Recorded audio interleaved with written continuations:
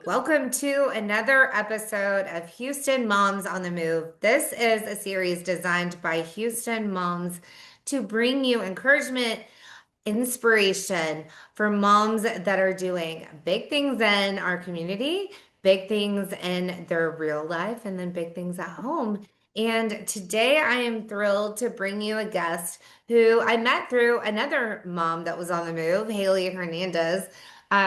Today we have Carrie Bradshaw, and she is going to share a little bit about why she is the Bionic woman. We're so glad you're here with us. My name is Meagan Clanahan. I'm the co-owner of Houston Moms and the host of Houston Moms on the Move podcast. Carrie, thanks so much for being here. Thank you so much, Megan, for having me. Absolutely. So, okay, I found out about you from our friend Haley at KPRC, who we featured before. And I saw your story and I was like, I must talk to her. So tell me a little bit about what this bionic babe Yeah, situation, what does that mean? sure, And sure. a little bit about you.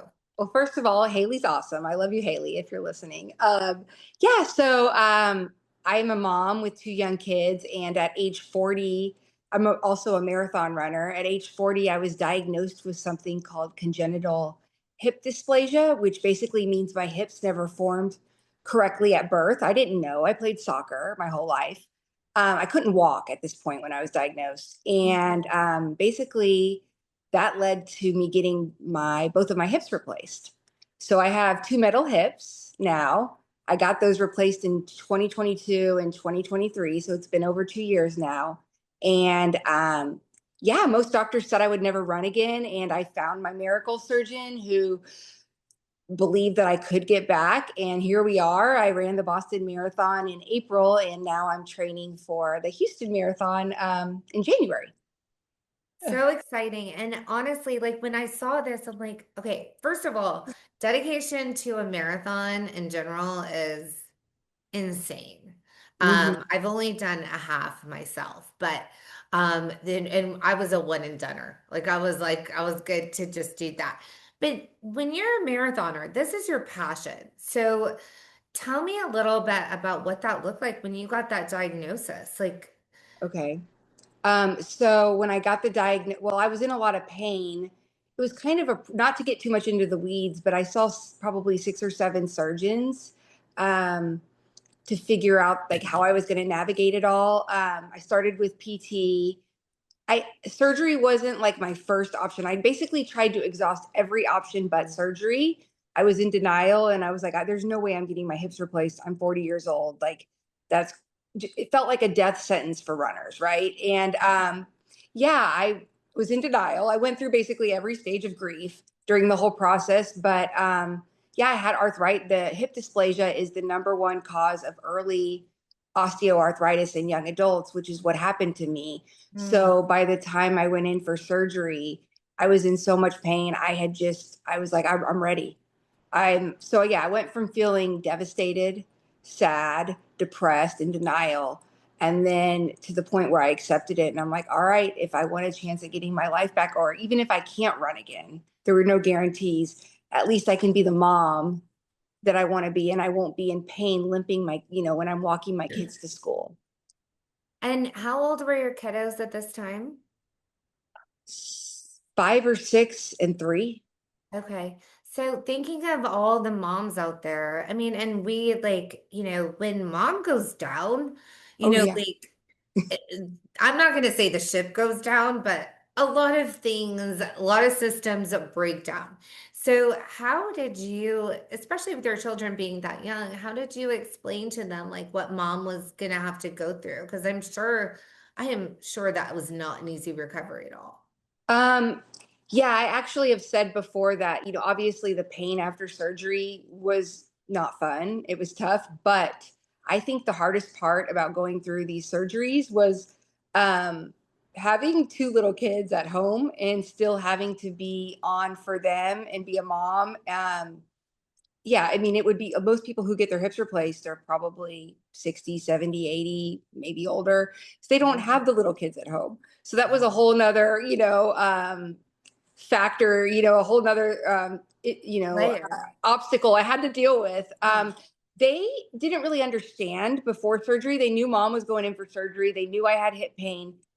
It They were so young, like I said, I think they were 6 and 4 at the time, maybe, or 5 and 3. It was first grade and preschool, and they didn't really they didn't really understand what was happening, except that I was going in for surgery. And then it wasn't until after my surgery, when they came to visit me and my mom had showed them a video, she came down for the week to watch them. My son started crying seeing me using a walker. I think it scared them a lot and made them sad to see me, all, the visual of me, normal mom, versus now I'm in a hospital gown, limping around with a walker in a lot of pain. It really scared them. They were sad. So I think after that is when they really were able to understand it, when they saw me recovering. Yeah. My heart goes out to you and during that time because like as moms, we want to like protect our children, insulate them in that bubble. And it reminded me, I had surgery a handful of times when the kids were like young. And like the first time, I think they were like 6 months old and I was having a kidney stone removed or something. Um, and they put me on, and it like was like, I have to come back for these kids. Like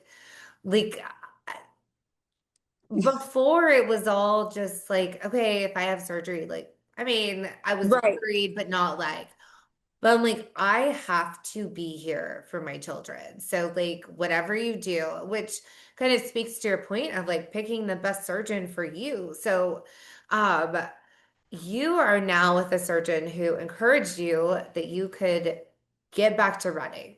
Right. So, as we kind of alluded to before, that takes so much time.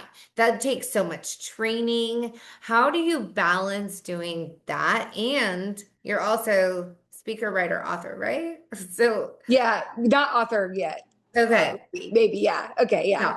Yeah.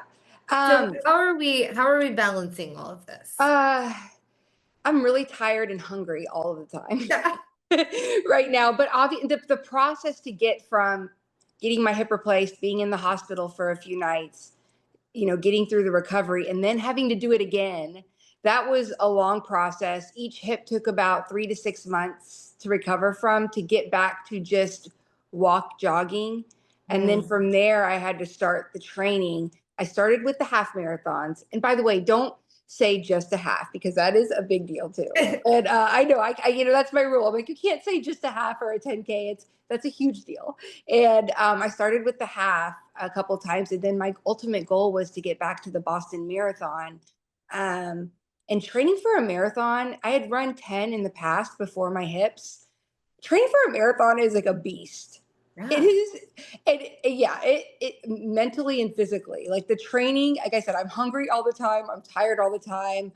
So how do I manage it? I try to get enough sleep. I take naps when I need to, and I feel guilty about it. Yeah, I just try to take care of myself, and I prioritize. I can't do it all. Yeah. There's a quote I heard once, and it applies to all of us, especially moms, I guess. It's you can have what you want, but you can't do it all. You can't have it all. Yeah. And so marathon training is a beast. Like I said, it takes a lot of time, a lot of mental and physical energy. But it's a priority to me.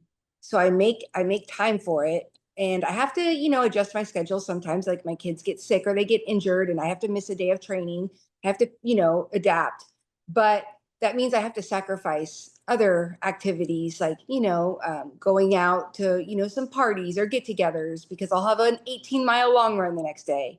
That Yeah. happened last week. My friends were having a big football, party for the Texas A&M game, and I had an 18-mile long run in the morning, and I was like, I don't think this is a good idea. So I have to say no to some things, but also with mom guilt, I want to make sure I'm still there for my kids and doing fun things and making memories with them. So I have to just prioritize. I can't do it all. Yeah. Prioritize fun things, but also prioritize taking care of myself so that I can train. I love that. And but it has to take a village too, a little bit, right? Because like When are you training? So who is your village? What does that look like for We you? don't really have a village. My husband, that's what makes it extra hard for us. Like, I don't know if you have family here who helps with your kids. We don't, yeah. So envious of all the moms who have family and they're like, oh, yeah, just drop them off at my Yeah. mom's house. We don't have family who lives here. So I've had to find babysitters sometimes. But in the mornings, I can wake up early when my husband's still sleeping and before the kids go to school and get my training runs in and wake up really early. I actually prefer that, but it's really hard to get up that early, and sometimes I need the sleep. So again, Yeah. it's that balancing act, and so I can fit it in then during the day, and I don't run every day. And I have to just be more. I have to adapt and be a little more flexible and give myself grace with my training, as opposed to when I didn't have kids. Yeah. Because I think I had told you, or maybe you saw my son, like I'm just going to say broke his ankle, so not to make it too complicated, but he had to go get a cast and I had to take him to that. So I missed to that appointment to the surgeon, to the doctor, and I missed my training that day. And so some things are coming up with the kids and ultimately they come first.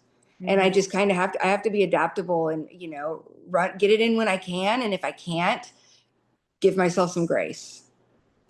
I think that's the biggest thing is that we just have to give ourselves grace because this is hard. And I It thank you for speaking to the fact that, I mean, I'm so envious of everyone I've interviewed on this podcast that have is.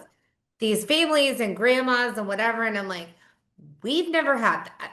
Like, it's Yeah. just been my husband and I, and, twin 15-year-olds and a lot of bootstraps. And then also, like, some really amazing, like, neighbors and whatnot. But um, there was a big budget line item for babysitters back in the day. Um, Yes.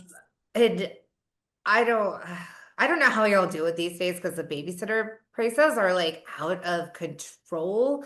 It was like $10 for us. Like, but my daughter babysits now. So by the way, there's hope. Oh, Because she needs like if she wants to come babysit. Okay. yeah, I mean we'll have to come to town, but Yeah. like um so once they get to be about 12 or 13, Right. your entire world is going to open up and it's amazing. And now she babysits and she makes like a king's ransom doing it. Like, I know. I used to make $5 an hour when I babysat in high school. yes, $5. girl, we're the same age. It's like we got Yes. $5 an hour and pizza. Yes. And I would eat their lean cuisine or kids' meals that they had. yes, I mean, it's a totally different world. And Yeah. I should come back as a babysitter, maybe not Right. like a, Like I know maybe I shouldn't have gotten my degree and I should have just gone and babysat and been a nanny. They make so much yeah. and they get fed. Uh, So so right now, talk about a little bit what you're doing professionally because I see a logo on your jacket. So what does oh, that mean?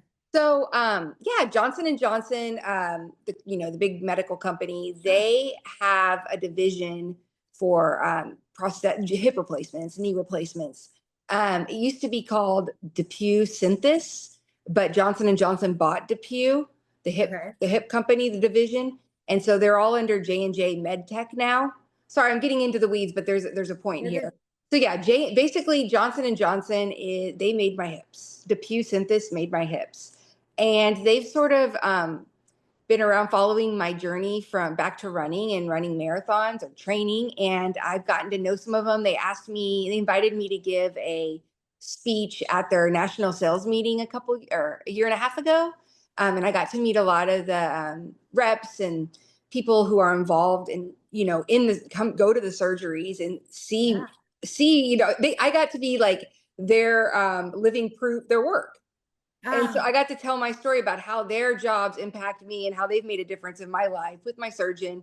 And basically, I've kept in touch with them. They've supported me all through Boston and now Houston. And they're even sending a few people down to Houston for the marathon to cheer for me. And they're sponsoring me. I'm working with them to sort of be, they're sponsoring me for my running and also I'm sort of raising awareness and advocating and being sort of a spokesperson for hip replacements and letting people know their life isn't over after a joint replacement. I like. when you're saying all that, I'm like, that is the coolest thing. And so, like, It an really is. airtime for this podcast will be after the January Houston Marathon is done. So we'll be able to report back Knock on wood. in the comments how everything went for Carrie.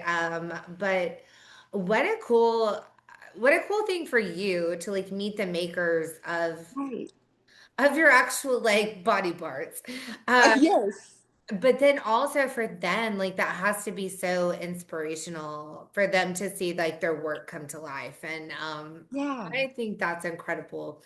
Yeah, they've been really I've gotten to know some of them and they've been incredibly supportive. And yeah, I mean, hopefully I have a lot of ideas. I've been able to build a community. We can talk about that of on my platform, social media platform, with a lot of other people, young and old, who are going through this. And Yeah. I've been able to help them. So it's kind of cool to be able to give people hope, because I didn't have that hope. I told Haley that when we talked, Haley Hernandez, I was so depressed looking for somebody like me so Wow. many late nights when I was in pain, like an athlete, a young athlete or a marathon runner, and I couldn't find anybody like me.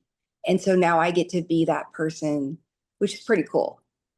I think it's incredible. And I think it's so important. And that is why Houston Moms exist, is so that people can have resources of somebody they can look up to. And it may not be hip pain for them. Right. It may be they have some other chronic autoimmune or they're going through cancer or whatnot, but like there's somebody that's hopeful that's out there doing this with two kiddos.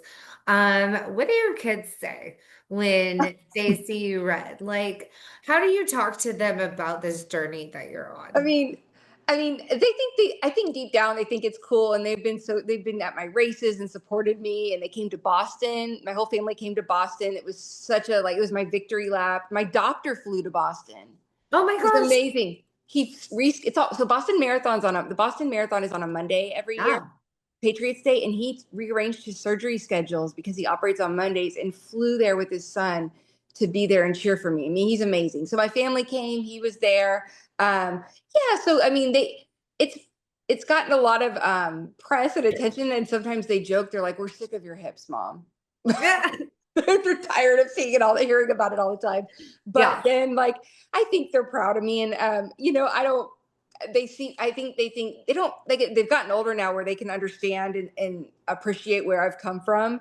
But yeah, I think they think it's pretty cool. And I know my son told me the other day that some kids in his class had told him that they saw us or me on TV and in a magazine, and so they thought I had my 2 minutes of fame and made him feel cool. So I was happy that I was happy he got a couple cool points. But yeah, no, I think as they get older, what I'm really hoping is that maybe right now they don't see the bigger picture, but what I'm really hoping is that they remember this from how I was on, using that walker and how I slowly made my way back to running marathons. I'm hoping that it shows them that when they have their own setbacks, whatever that may be, because we all have them, that they can keep fighting too. We all get back up and we keep fighting as hard as it is, and that they can get through them as well. And who knows, maybe there's something better on the other side. No, I almost cried. I almost cry Oh, every time we do one of these podcasts, but I do think it's like playing the long game, right? Like where it's like they don't realize that in the moment. And like my kids are like over mom content. They're like, can you just not? yes, They see me being just like a mom, like you Carrie are their mom. And but I think they will eventually, like look see back. it. There'll be some, they might be in therapy at that point, but like Yes. there'll be They'll, some. at least I've done something right. I've showed them how to come back from something. I've made a lot of mistakes as a mom. I still do For every sure. day, but at least I feel like in that gate, that's kind of what fueled me. Part of what fueled me when I was going through it is thinking, okay, like, what do they say sometimes? It's a quote like, you aren't who your character isn't who you are on your best days when everything's going right for you. It's when things aren't going well. when you're having your bad days or when you're going through a tough time. So I tried to remind myself that they're watching, and it's been a 2.5 year process, and that hopefully that some of that those memories and moments will stick with them, and that they'll be proud of me because not like I said, I'm not perfect every day, really. Yeah. It's It tough. was the Motherhood wrong is tough. cup, mom. Yeah, It was yeah. I did like, something good.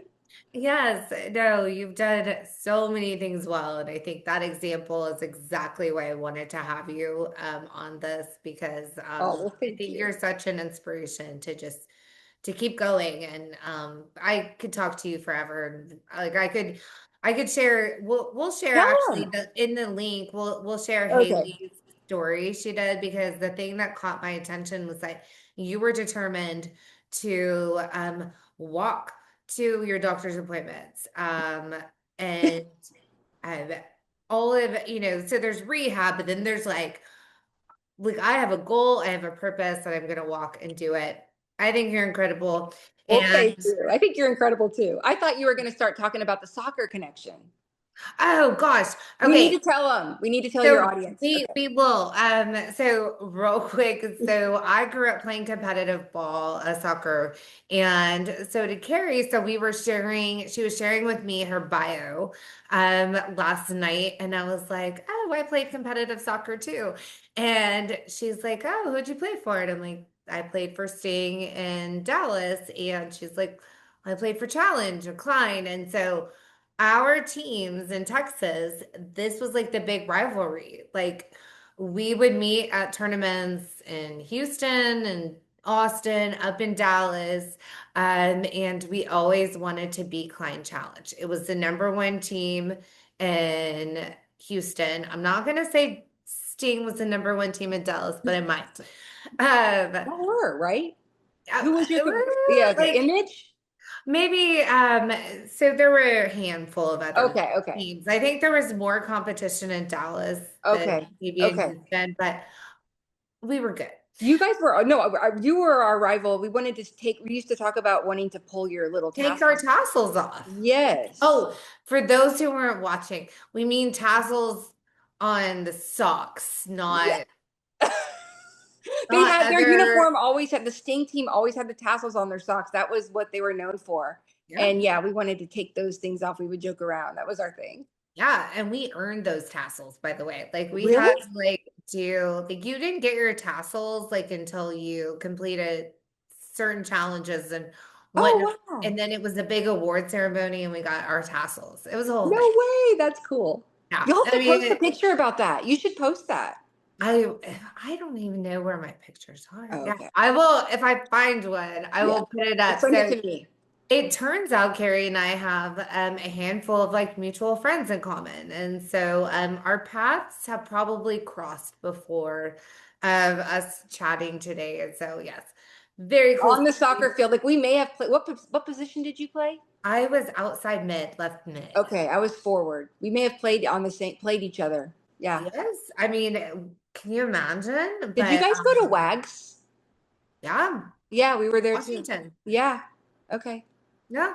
I mean, just like this is why we love Houston, guys, because Yeah. it Small is world. like the biggest small world. And so here we are, not colliding on the soccer fields and instead colliding in the social media world. And I love it too much. So um, speaking of Houston, we're going to do a quick pivot Okay. into rapid fire. Okay. Are you ready, Carrie Bradshaw? Let me take a deep breath. Okay, I think I'm ready. Okay. Okay, so I know you live in town. We're not going to say specifically where, but best family-friendly restaurant that you guys love to go to in Houston. I'll just say the one we went to 2 nights ago, Hop Dottie. Hop Dottie Yeah, hamburger. Have you been there? yeah. Hop Dottie. I love food, so I'm just gonna stick with that one. But yeah, that's it. Okay, Hop I Dottie. like it. Yes, their burgers and their fries are so good, and they have really good milkshakes and margaritas. I was gonna say the milkshakes are what gets my kids. They Mm-hmm. they love the milkshakes. So okay, Hop Dottie. Good. It is Hop Dottie, right? Hop Dottie, and Okay. they have an outside play area at the Westview location for the kids. Oh, key. So that is key for any family. Hmm. We need to have the green spaces, right? Yes. Hmm. Okay, favorite meal to make that everyone eats. This is always a tricky one. Oh, it's not tricky because I'm not a good cook. I have like two meals I make. That was easy. This is easy. My chocolate chip pancakes. Oh, My daughter requested them tonight. It's one of the only things I make. I make them really good. I'm very proud of my chocolate chip pancakes. I'll have to post a picture. So that's it. And my brownies, but that's not really a meal. I guess it could be. yes. Share the recipe with us in the Chocolate chip comments. pancakes are my thing, are my jam. So y'all do breakfast for dinner. We call it BFD. Do y'all do Yeah, breakfast for dinner? every with the pancakes. Yep. We there is actually tonight's a good BFD night. It is, and it's cold But outside, and it's cozy, and the main thing is, I don't know if you remember this when your kids were younger. They eat it. Everybody eats it. I'm so tired of that. That's why I don't like to cook a lot because they don't eat it, or only one per. You're making three different meals. With the yep, chocolate chip pancakes, all of us eat it. So perfect. that's a win-win-win. I Win. love it. Yeah. I love Okay. it. Good old BFD. Yep. Favorite place to take your kids in Houston? Like if you're just gonna go out, like you have a couple hours to chill. Either Evelyn's Park, which is over in Bel Air, the Bel Air area, um, or there's a couple other local parks. Let me think of something more creative or more fun. I guess we like going down to Discovery Green, going downtown. Like sometimes so whenever I have a race, like a training race, and it's downtown, my husband and kids will come meet me at the finish. Yeah. And oh, I know what we like to do. We like to go to the Four Seasons, not stay there necessarily, but go to the Four Seasons and go have like hot chocolate, and I'll have my mocha after my race, and the kids, the second floor there, they can run around. So Oh, that's kind of cool. like a hidden secret. Like I'm sharing it with your moms here. Yeah. The Four Seasons is great for kids, and they have a second floor like lounge area where you can get coffee and food if you want. You don't have to worry about your kids, causing Okay. trouble. They cause trouble, but they're in like a secluded area where they can run around and play hide and seek. And it's the Four Seasons, so that's our place.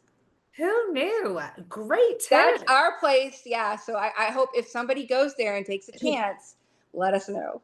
Yes, no, I love it. Okay. So you do like obviously a lot of training on your own time, but that's training. Like it's still for like a purpose. What do you like to do when you're not running, you're not with your kids? Like what is like Carrie's ultimate like Okay. me time look like? Um, Pedicure, massage, eat, and nap. Okay. Maybe read a book or listen to a podcast too. Those things too in the car while I'm doing other things. Well, I like to multitask. Like if I'm getting a pedicure, I like to multitask and maybe listen to my podcast or respond to emails or texts. But Mhm. like, yeah, I like to cross things off my to-do list while I'm relaxing. And I'm like I said, I'm always tired. I love a good nap, and I love and a good show. If a good show's on, but I don't really have much time these days to get invested in a show. But yeah, I would say, and I eat. I'm all about going to a restaurant when I can, and sitting by myself at the bar and ordering a meal. It is the Yeah. most. I don't feel uncomfortable at all. It is the most relaxing thing. I love going in and taking care of bit work type stuff, emails, and not having to talk to anybody but the bartender. I love it. Like you're speaking my language, which Try it. I'm curious. Have you ever done the Enneagram test? Do you know what Enneagram you are? I have heard of it, and I am. Do I need to do that test? You I need haven't to. done it. Okay. Do you think we're the same one? Yeah, Oh, what are you? I'm a three. Okay, I'm gonna write that down. Okay, will you send me that test? How long? I will send it. You're not the rule number one of Enneagram is that I'm not supposed to type people. So I can't say for sure, but Okay. just based upon like I like getting my nails done. I like the end product.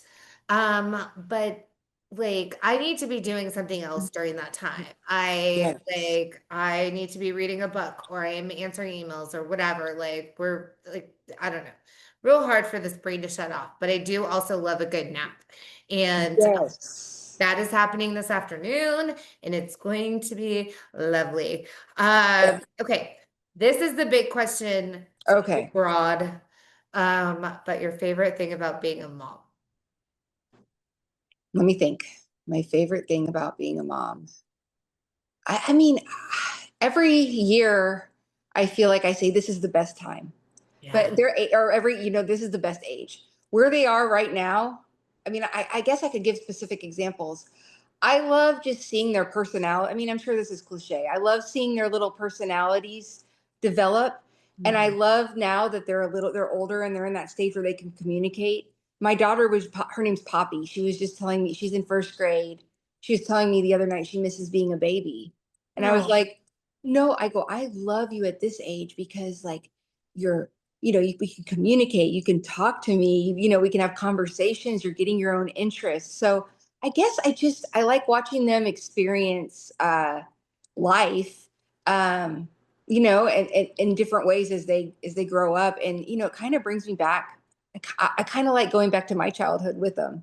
yeah. When I can relax, because sometimes when I want to play, I still have to get stuff done, and it's hard. But yeah, I like experiencing their childhood with them when I can sit back and put my to-do list, out of my mind and play with them or take them somewhere fun and like, the whole Santa thing. That's, Yeah. it's fun. So I don't know if It's my answer really, if I didn't really have an exact answer, but perfect. I like experience like where they The are right now, wonderment of childhood. right where they are right now at Mhm. 9 and 7 is awesome. I love they're in elementary school. They're still innocent, but they're a little more independent. Like the baby stage, that was adorable, but I don't want to go back. Yes. I like this age, and I think they're more independent, and you can talk to them and communicate, and they share Yeah. ideas, and they get it, and I don't know. I guess it's just seeing the world through their eyes, and then also getting to relive it, like Christmas. I love Christmas right now. It's the Yeah. whole, yeah. It's so festive and yes, getting to experience like your stuff again, like the things that you really loved. Mhm. Um, I will say, careful what you wish for on the kids that can communicate with you because when they're 15, they're gonna tell you exactly how they feel.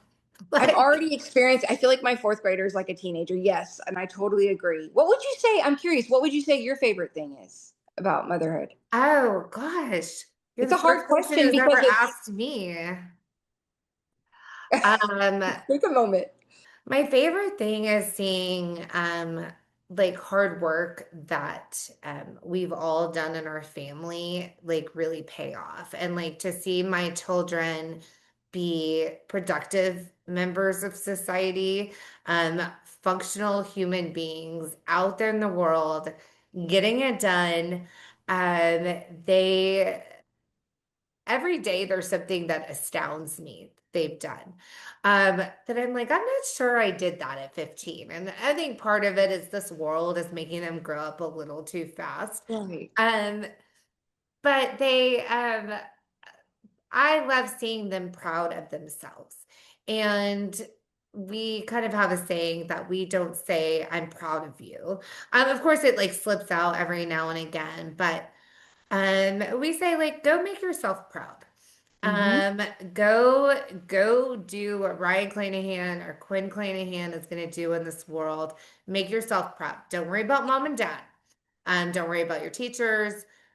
This is for you. And I think that ingrains in them something that's like from their heart, like where there's that internal motivation as opposed to be externally motivated, which we're all externally motivated by some things. I mean, whether it be like I did this at work or got this promotion or the teacher said this about me or the coach said I Of did a great course. job. Like we have that external motivation, but like you can't beat internal motivation. So I love seeing these creatures that I just dreamed of be internally motivated and I can't to Yes. see what else they do with their lives and yeah. So That's a good for answer. asking I, the I question. agree.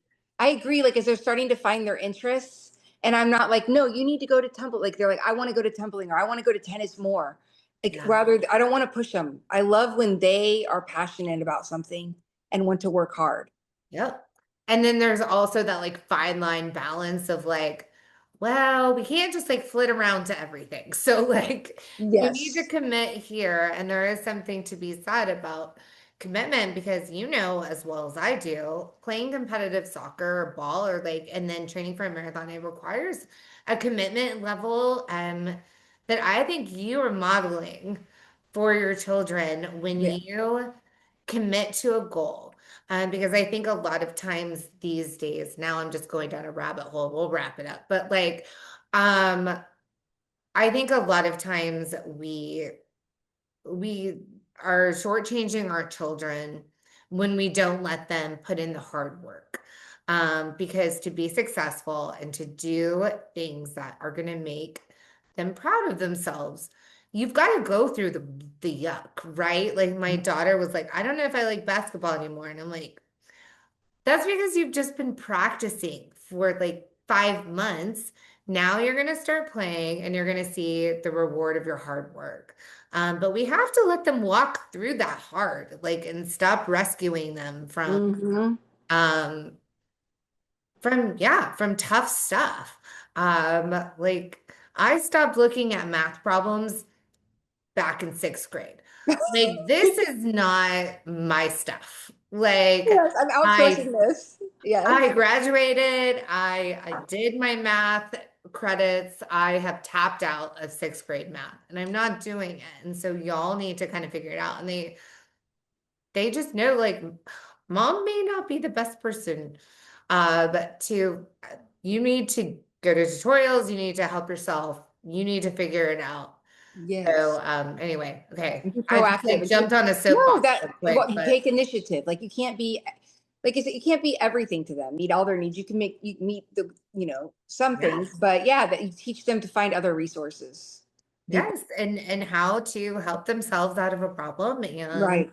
and then sometimes, yep, like where they're going to skin their knee or they're going to break their ankle or Oh whatever it God, is, yes.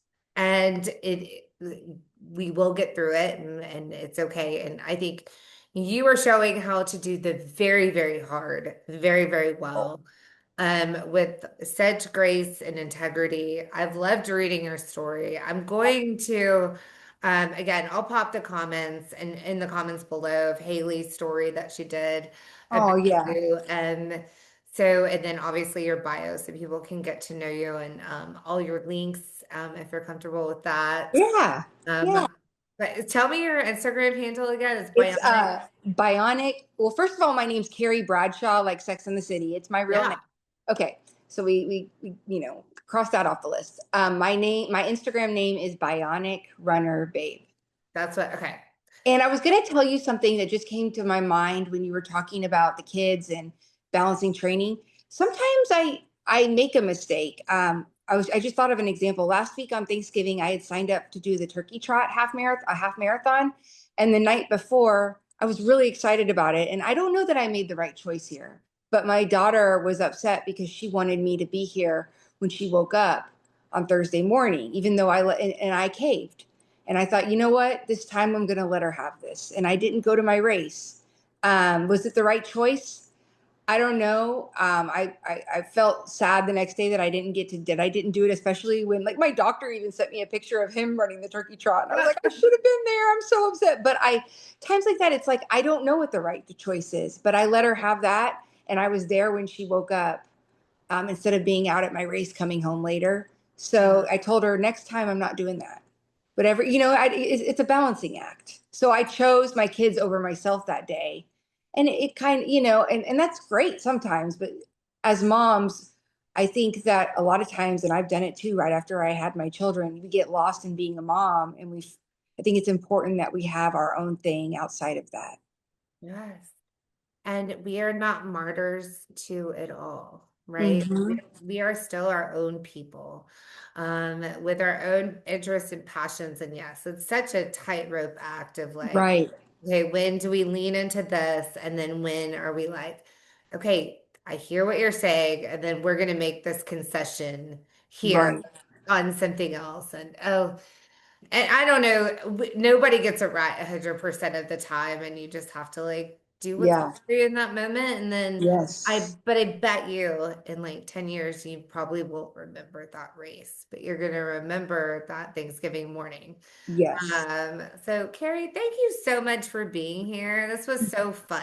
Like, Yeah, thank you for inviting me. Yeah, I love getting to know you, and I love that I feel like I already have known you because we yeah, have all these connections in the soccer. It's kind of, you play competitive soccer. It's like we speak the same language. We both went yes. through that together.